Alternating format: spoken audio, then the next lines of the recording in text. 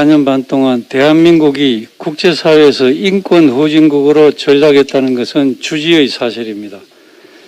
지난 11월 7일에는 독일, 캐나다, 일본 등 35개국이 공동제안국으로 참여한 유엔 북한인권 결의안 초안이 유엔 총회에 제출됐지만 한국 정부는 이번에도 공동제안국으로 참여하지 않는 것으로 확인이 되었습니다.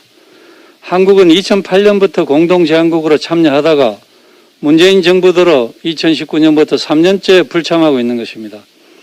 특히 이번 유엔 총회에서 채택될 북한인권 결의안 초안에는 국군 포로의 인권 탄압을 우려하는 내용이 처음으로 들어갔습니다.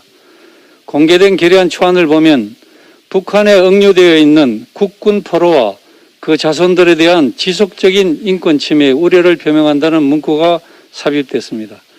이렇게 중요한 내용이 새로 이렇게 삽입이 됐는데도 불구하고 당사자인 우리나라가 공동제안국에서 일부러 빠진 것입니다. 유엔의 인권이사회뿐만 아니라 193개 회원국 전체의 총의를 모으는 총회에서 채택된 문건에 6.25 전쟁 국군 포로 관련 내용이 반영된다는 것은 이 문제가 한국 내 일부 인권단체의 관심사를 넘어 국제사회 전체의 관심사로 부각된다는 의미가 있는 중대한 사안입니다.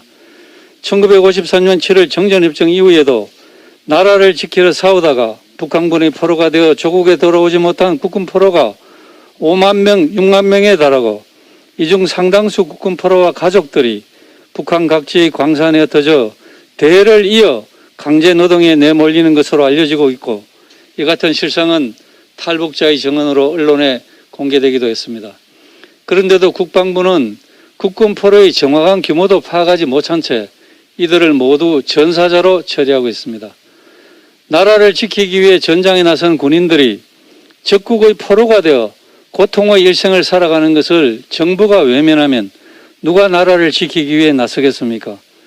우리 국민의힘은 북한 주민들의 인권은 물론이고 국군 포로 송환 문제까지 손을 놓고 있는 문재인 정권의 경종을 울리고 그 대책을 강력하게 요구하기 위해서 지난 11월 5일 한국 정부가 유엔 총회 북한 인권 결의안 공동제안국에 참여할 것을 촉구하는 결의안을 발의한 바 있습니다. 유엔에서 결의안을 처리하는 11월 중순까지는 한국이 공동제안국에 참여할 기회가 아직 있는 만큼 문재인 정권과 민주당은 북한 주민의 실질적인 인권보호, 특히 나라를 지키려다 포로가 되어 고통받고 있는 국군 포로와 그 가족의 인권 문제에 우리 대한민국 정부가 앞장서고 있다는 것을 국제사회에 보여주고 그간의 인권 후진국의 오명을 벗기 위해서라도 국민의힘이 발의한 결의안을 수용하고 유엔 총회 북한 인권 결의안 공동제안국에도 반드시 참여할 것을 강력히 촉구합니다. 이상입니다.